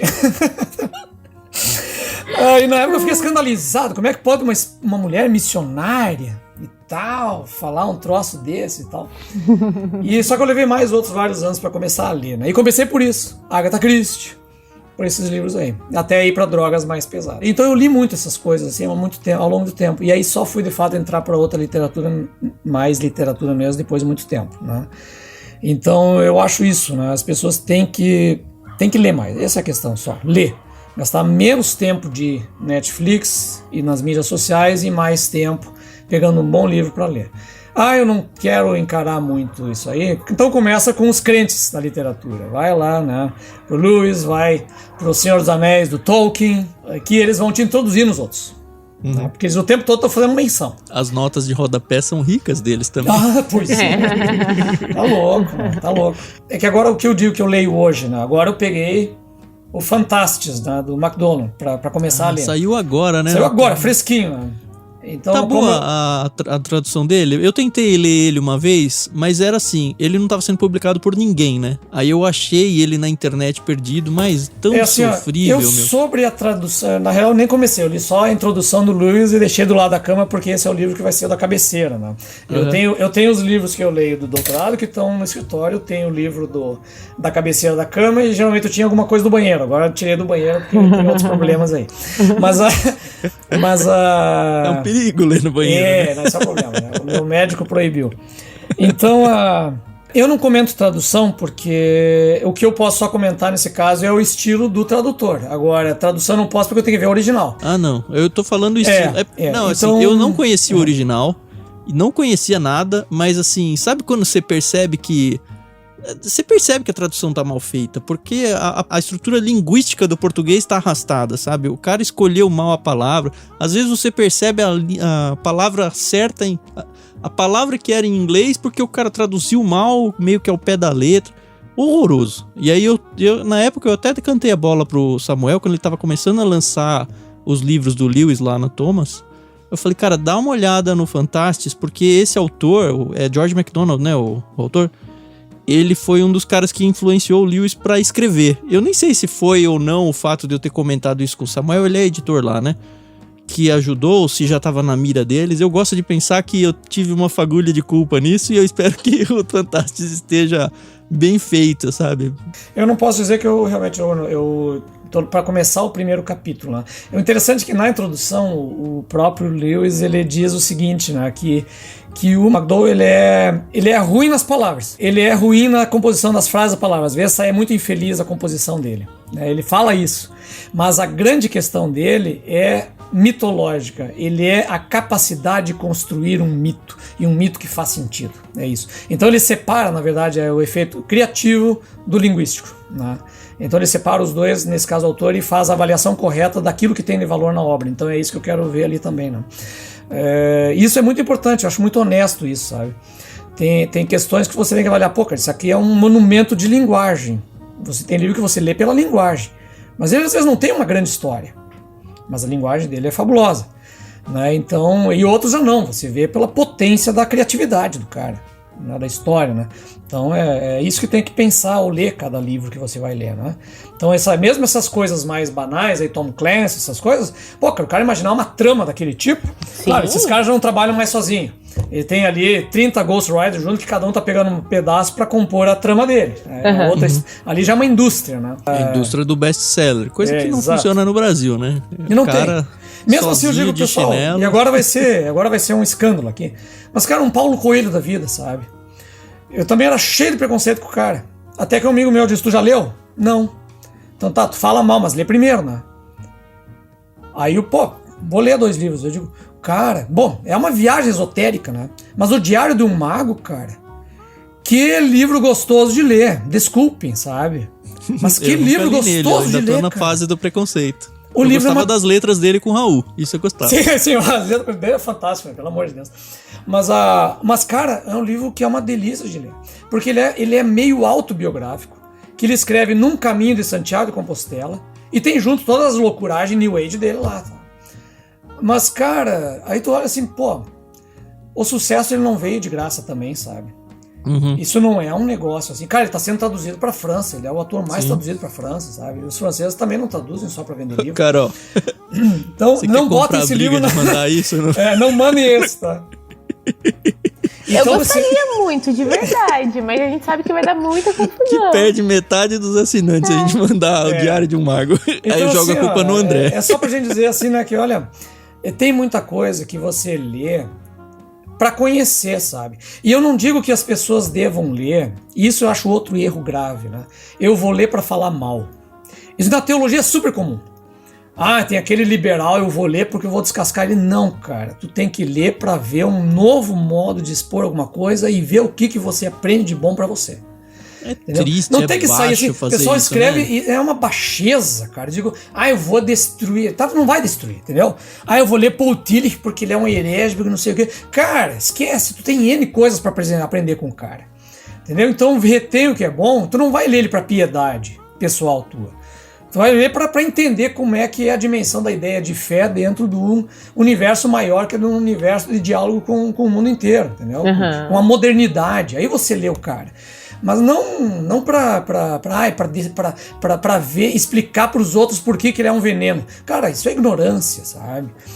Então, pô, agora já comprei briga com meio mundo. Cara, você é a personificação do que é o Clube Ictus, cara. É impressionante. É o que eu tô impressionante, falando. assim, de todo mundo que a gente entrevistou, e tem muita gente parecida com a gente, você é, assim, não tem outro jeito de expressar. É a personificação da essência do Ictus. Outro dia eu peguei ele o Bukowski, né? O Misto Quente, eu acho. Não botem no box. Não, mas é legal que você mencione, porque a gente não bota no box, mas bota no podcast. E aí a pessoa que quiser ir lá, no link da Amazon do Ictus, tá bom? Pra gente ganhar uma comissão aí, compra ele. Aí uma amiga minha, que fez a oficina literária comigo lá também, ela escrevia maravilhosamente bem, assim, cara, como escreve? E aí eu fico com pena, assim, pensando, por que essas pessoas não botam isso no papel, não vira livro e tal. Não, mas elas escrevem porque curtiam e era pra elas, sabe? Tenho duas amigas assim que tem uma pena, assim, ó, cara. E um outro amigo também que escreve uns troços que sabe, parece o Stephen King, sabe? A escrita dos contos dele parece Stephen King. Eu digo, cara, tem que publicar isso, sabe? E não, é pra ele, sabe? Mas tudo bem. Então, e aí ela diz assim, e aí, o que achou do Bukowski? Assim, e eu parei assim, cara, assim, ó, é só um velho bagaceiro, sabe? Mas o que acontece? Aí tu entende o porquê, sabe? Quando que ele escreve? Por que ele escreve? Quando tu bota o cara dentro de um contexto, dentro de uns anos 70 e 80, do tipo de mundo americano que ele vive, e por que ele escreve, aí tu entende. Tem um rompimento ali. Aí tu sabe qual é o valor. Agora, pra mim, pro tipo de literatura que eu vou ler, que eu vou fazer e tal, não serve. Não serve, sabe? Mas é aí o que é legal, investigar, conhecer. Sim, cara, por que esse cara faz tanto sucesso? Tem que ler o cara. Não tem que ler o crítico do cara. Lê ele, sabe? Seja você o crítico essa dele, foi a coisa sem mais, a propósito inicial, né? Essa foi uma das coisas mais importantes que eu aprendi na história, sabe? Pelo menos na história da URGS. Né?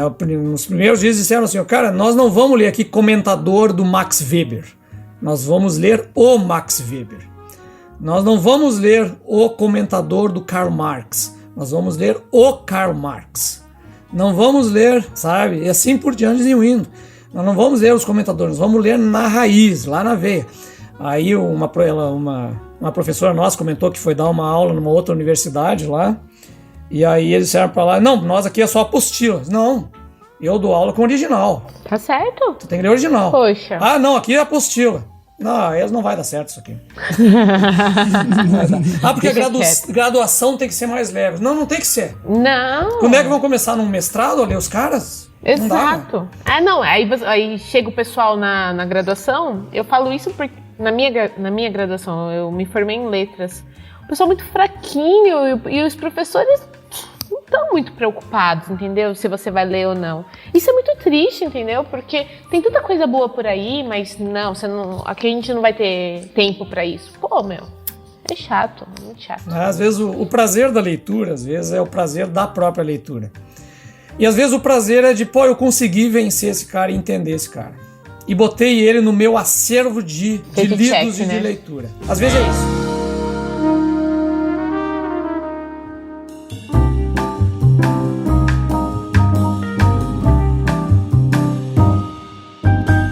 Você volta pra esses clássicos aí? Vou ler de novo Crime e Castigo? O Dom Casmurro tem que ser relido a cada 10 ou 15 anos, ou 20 anos. Pra você ler de uma nova experiência de vida. Posso fazer uma pergunta pessoal? Não, bom, depende. É do meu casamento? Não, é do Dom Casmurro. E a Carol não pode falar nada, nem, não vamos dar indício de nada. Tá bom. Ah, não é aquela pergunta de sempre, né? É a de sempre, porque eu e a Carol a gente discorda, mas você não sabe pra que lado. E a Capitu, hein? Se ela traiu ou não? Não, Dom Casmurro é um neurótico, cara. Um neurótico. Embora o guri seja a cara do amigo, mas isso é coisa que pode ser da cabeça dele. Dom Casmurro é um homem amargurado que não entendeu a vida, não entendeu nada e tá... O detalhe é o seguinte, gente. Quem é que falou isso? Aqui no Sul, o jornalista... Puxa, fugiu o nome dele. Esse é o meu problema, eu esqueço os nomes. Eu tenho um problema. Eu sou um péssimo historiador e eu queria fazer justiça pra ele. Eu assistindo a palestra dele, quem sabe depois a gente pode botar num comentário do troço. Assistindo uma palestra dele junto com o professor Fischer de literatura aqui no Rio Grande do Sul. Eu falo aqui ainda, eu tô em Florianópolis, né? E aí ele... Os duas grandes obras da literatura brasileira são de sacanagem. Um é de corno e outro é de gay, né? Que é Dom Casmurro, o de corno, e o Grande Sertão Veredas, o de Maravilhosa, que é de gay. O problema o Dom Casmurro, ele é um corno que é corno na cabeça dele, talvez não seja, né? Mas é corno na cabeça dele, e o Grande Sertão de Veredas é uma história de gay, que no final das contas ele não tem coragem de terminar como gay, e a outra no fim é mulher, descobre mulher depois de morta. Mas na verdade é uma paixão homossexual. É verdade. E eu fiquei pensando, cara, é mesmo, né? Como é artificial ele descobrir que é mulher no final das contas, né? Então, putz, agora eu contei o final, né? Ainda bem que a gente já terminou, hein, Carol? É Diadorim, que paixão meio louca pelo Diadorim. Mas é isso, é típico do Brasil, né, cara? É como as grandes obras envolvem isso. Aliás, é essas coisas que é legal de você perceber dos autores, né? O Machado de Assis e a riqueza dele. E é isso que eu aprendi muito na aula de escrita de contos. A riqueza de um texto, às vezes, não é tanto aquilo que ele está dito, mas é o que não está dito. Uhum. E o Machado de Assis é mestre nisso. Uhum. Você pega, por exemplo, Quincas Borba. O Quincas Borba, o Quincas Borba é o cachorro, né? Mas o personagem principal ali, eu esqueci o nome dele, ele é milionário, recebeu uma herança e ele vai e tem um casal de amigos que ajuda ele a cuidar dos bens, que são os administradores. E ao longo do livro ele vai empobrecendo. E esse casal vai enriquecendo. Em nenhum momento o Machado, o narrador, não é o Machado, o narrador é outro cara, né? Em nenhum momento o narrador diz que estão roubando ele. Mas você tem um negócio não dito ali. Uhum. E é a mesma coisa que tu perguntou da Capitu. Tem um negócio não dito. E essa é a riqueza desses grandes autores. Sim. E isso a gente tenta, às vezes, plantar nos contos que escreve, principalmente esses distópicos. Tem coisas nos não ditos. Tem coisas não ditas no conto. E uma vez eu tive a grande vitória quando terminei de escrever um conto e eu plantei um negócio desses no conto. E aí todo mundo discutindo várias coisas, terminou. E aí um cara falou assim: mas eu acho que esse teu personagem é um sem vergonha, ele tá mentindo.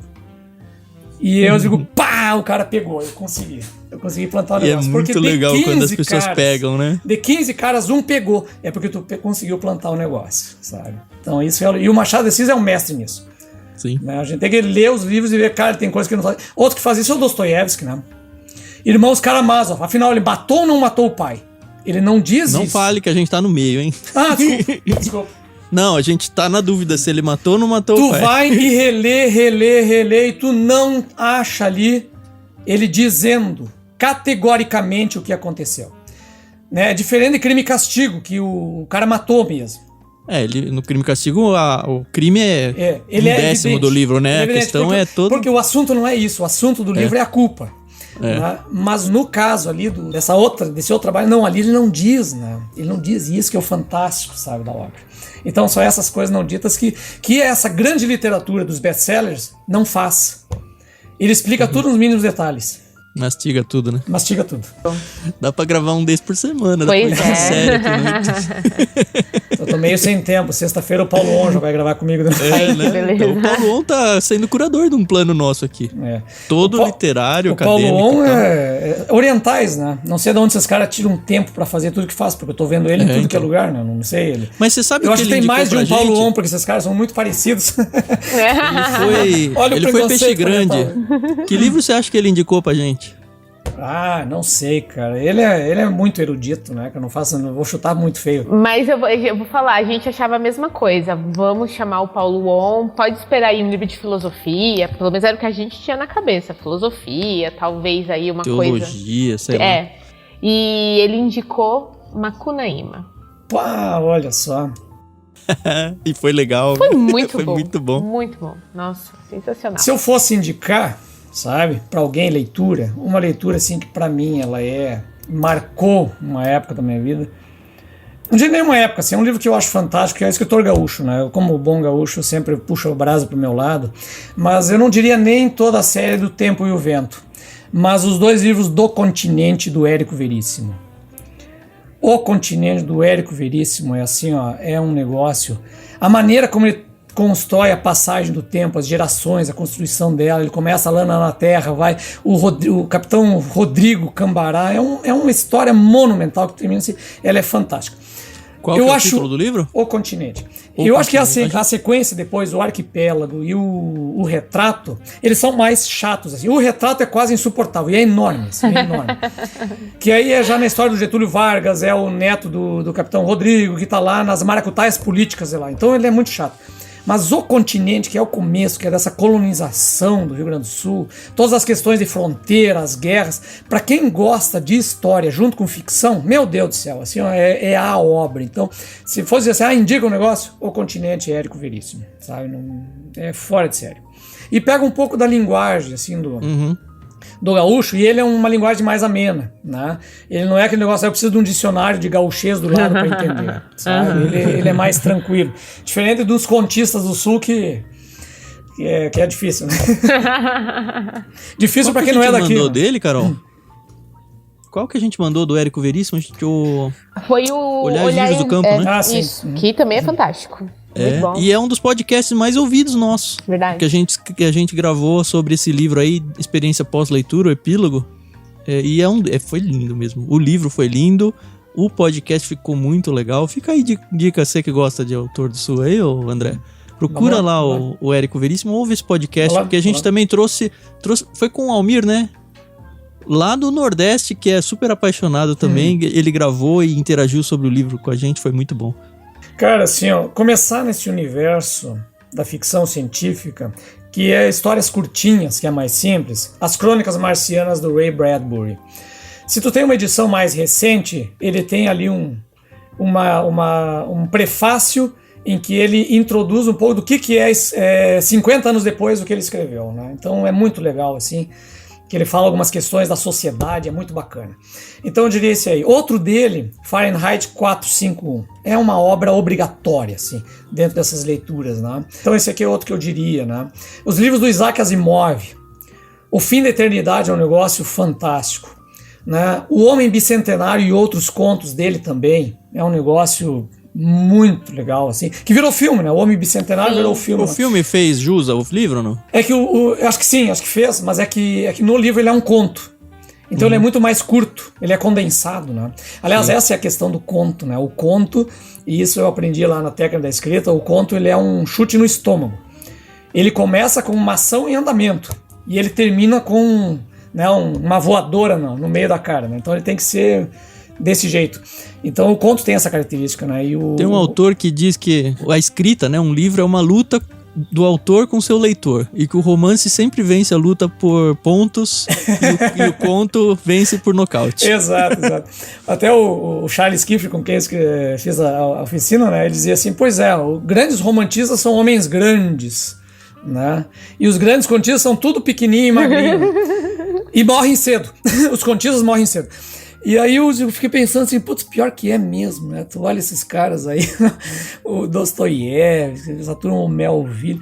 E aí você pega os contistas, o Charles Kiefer é pequenininho, que nem eu, magrinho, pequeno, né? Essa turma, o João Baldo Ribeiro. Se bem que o João Baldo Ribeiro escreveu Viva o Povo Brasileiro, né? Mas ele escreveu essa como uma resposta ao pai dele, né?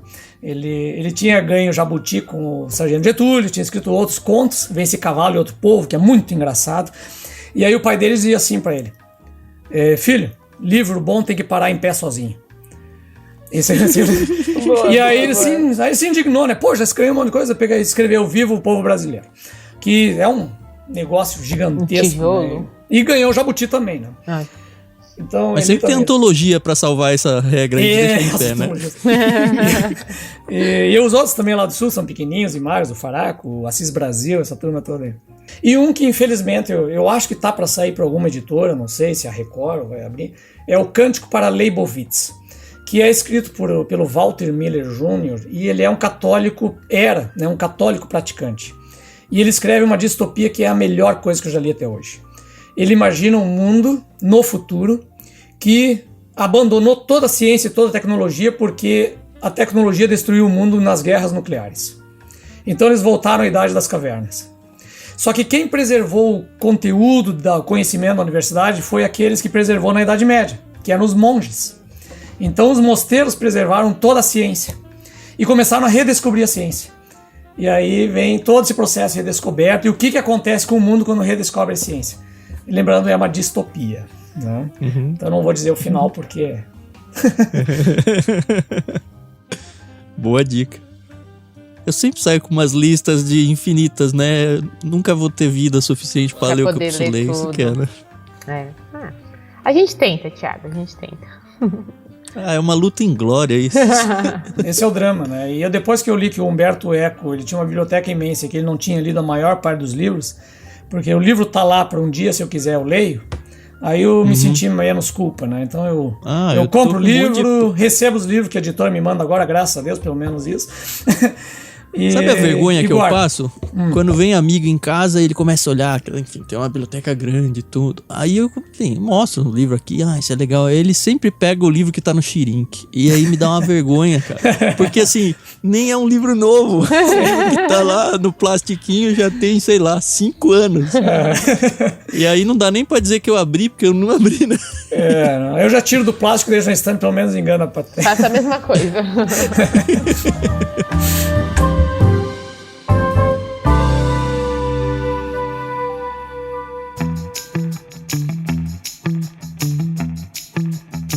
Bom, André, a gente queria muito te agradecer pelo tempo aí, conversar com a gente, foi muito bom. E assim, a gente costuma terminar o nosso programa fazendo um bate-papo, jogo rápido, um bate-bola. Eu costumo fazer algumas perguntinhas aqui, você responde do jeito que você quiser, sim, não, talvez, pode complementar, coisa simples, tá? E aí o Tan, ele encerra aí o programa. Então, vamos lá. Prefere livro físico ou digital? Físico. Adoro, quando é só assim, maravilhoso. Bom, eu acho que eu já sei a resposta, mas tem alguma meta de leitura por ano? Não, eu não faço metas porque, não sei, virou um hábito, né? Eu fiz uma vez uma soma, eu anotei todos os livros que eu li num ano. Uma vez, isso faz uns 15 anos eu fiz isso. Deu 64 livros. E aí, mas sim, tinha muita coisa curta, muito livro de antologia de conto e tal, né? Mas deu 64. E eu não fiz mais isso nenhuma vez, porque eu acho que isso aí não serve pra nada a não ser vanglória. Não, sério. Não sei para me exibir, eu vou contar que eu li tantos livros, eu acho que não serve para nada. Então, faça uma vez na vida para saber quantos livros tu costuma ler e não faça mais, porque... Eu tento todo ano, André. Eu começo, se você for no meu Twitter, tem lá, livro 1, dá um dia, livro 2. Normalmente eu paro no 5, porque eu paro de contar. Mas eu quero chegar no fim do ano contando, mas eu nunca sei. É uma coisa de cada um, né? Pra mim, eu vi que isso aí não faz bem, então... algumas pessoas têm talvez uma disputa interna consigo mesmo, com alguns problemas. Eu acho que essa coisa de alguma coisa subir a cabeça eu tento evitar tudo que é jeito. Isso aí, tá certo. Costuma abandonar a leitura? Não curti, não vou até o fim? Costumo, abandono. Eu aprendi isso com o Charles Kiefer. Ele diz, um livro que não te agrega nada, larga ele. Não perca tempo, vai para outro. A não ser que tenha aquela coisa. Isso? A não ser que é coisa da meta aquela, né? Não, eu tô lendo o Grande Sertão Veredas. Isso aqui é uma questão de honra, eu vou terminar. Quando é um clássico, não vale a regra, tá? Quando é um clássico, não vale a regra. Isso vale para outros. Ótimo. Costuma ler um livro só ou ler vários de uma vez? Não, vários. É o que der, né? Assim, mas eu tento não exagerar muito, assim. Mas aí não passa de 5, 4, digamos assim. E eu queria que você falasse aí o que você acha dessa questão da curadoria, se você vê algum benefício em a gente ter... Nós somos um clube de livro, né? Então a gente sempre pega curadores que nos indicam livros e a gente passa para os associados. Você olha isso com bons olhos? Está na moda, né, hoje, não só de livros, né, mas de várias coisas. Queria que você falasse um pouquinho sobre isso. Claro, com certeza, eu acho que sim, ele vale muito, porque aí você pega quem teve a experiência da leitura e quem tem a experiência da leitura. E eu acho que ela é bem importante para quem ouve isso e está interessado em começar. Eu acho bem legal ele ter esse lugar da onde que eu começo, sabe?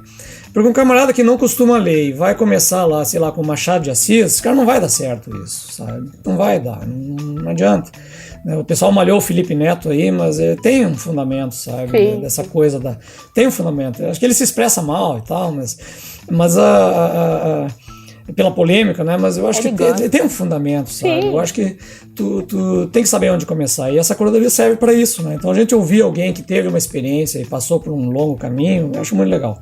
E quando você faz isso e de pessoas que são crentes, eu acho mais importante ainda, porque a nossa igreja precisa desesperadamente ler coisas de não crentes, sabe?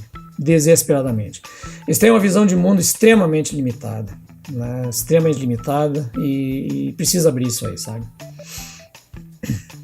É isso, olha, muito obrigada, foi um prazer imenso conversar com você e espero que a gente possa, quem sabe um dia se encontrar pessoalmente, né, nesse mundão. Queira Deus. Antes de entrar nos finalmente aí, eu queria agradecer você. Depois deixa um contato seu, não sei se você usa rede social, onde as pessoas podem te encontrar, qual a melhor forma. Mas só a pergunta final que eu... Instagram? Só o Instagram, porque o Facebook eu saí, porque aquilo lá virou a casa do demônio, né? Então não... Virou Orkut aquilo lá. Então não dá mais. Mas qual que é o seu arroba lá? É André Daniel Reinke. Nome tudo completo, tudo junto. Reinke é R-E-I-N-K-E. É isso, né? E eu tenho meu site também, que é a mesma coisa. É andredanielreinke.com.br. Ali eu tenho tudo que eu vou publicando, vídeos que eu vou fazendo, podcast, tá tudo lá. E a minha dúvida é se depois dos outros e daqueles vai vir um esses ou aquilo, ou alguma coisa assim. Editor né? Sempre quer trilogia, né? Eles ficam me tenteando, mas eu já falei pra eles, cara, esse livro é espelho. Né? A lógica dele é espelho, são dois, entendeu? São gêmeos. Igual quem que é o Douglas Adams, né? Que fala que é a trilogia de 5, o seu é a trilogia de 2. Pra mim é 2, né? Mas tem outros projetos aí pela frente que... Inclusive trilogias e outras coisas, mas aí é para depois do doutorado, né? Legal. Fica aberto aqui o convite. Se você quiser mandar alguns contos para dramatizar e transformar em podcast, a gente tem um programa só disso, conto dramatizado. Se você quiser ouvir, se o ouvinte não conhece, procura lá no nosso site ictus.com.br, procura pelo programa História de Pescador. Normalmente são episódios curtinhos, afinal é um conto, né? Tem episódio de 3 minutos, sabe? Continhos assim que... assim, eu sou o cara dos contos, eu gosto demais de conto. Já vi que o André também gosta, então de repente ver o que a gente pode ver algum conto aí do André para ser dramatizado. E é isso, se você tá chegando aqui pela primeira vez, ouvinte, seja bem-vindo. Nós somos o Ictus Clube e Podcast, então a gente tem um clube de assinatura de livros com vários planos de assinatura, desde planos só cristão, planos só secular, planos infantis, o plano do Peixe Grande, que é esse que o André vai ser o curador, né? O Peixe Grande. Se você assinar o Clube Ictus no mês que está sendo lançado esse programa, você vai receber na sua casa o kit com um livro indicado por ele no mês seguinte. Lembrando que no plano Peixe Grande, a gente manda sempre no mínimo 2 livros. Então um deles vai ser indicado pelo André, talvez o segundo também, talvez o segundo a gente, mas garante aí com certeza 2 livros. Se você não conhece a gente, segue em redes sociais, todas @Clube Ictus. A gente tem o podcast, que óbvio você já está ouvindo e conhece. Procura lá então no seu agregador Ictus Podcast. E acho que é isso. Se você pode ajudar a gente de algumas maneiras, 3 principais, né? Se você gosta do nosso trabalho.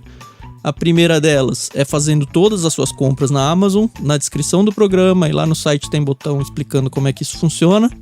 A segunda é se tornando um dos nossos mantenedores, os nossos apoiadores. A gente tem planos no PicPay também, tá tudo descritinho aí. E a terceira, que óbvio é o que a gente mais quer, é o que dá o quentinho no nosso coração, é ajudar você a crescer literariamente, é você se tornando então assinante em um dos nossos planos literários e, como a gente já mencionou, tem uma infinidade deles por aí. Esqueci de alguma coisa, Carol? Acho que hoje não. Beleza, obrigado de novo, viu, André? Uma delícia conversar com você. Assim, você realmente personifica a nossa vontade de ler aqui. Eu agradeço a oportunidade também. Então tá, muito obrigado, senhores ouvintes. Semana que vem a gente volta com mais um episódio do Ictus Podcast. Acompanha aí o Diário de Leitura, a gente tá lendo algum livro, já nem sei mais qual. Mas tá tudo aí no nosso podcast. Muito obrigado e até mais.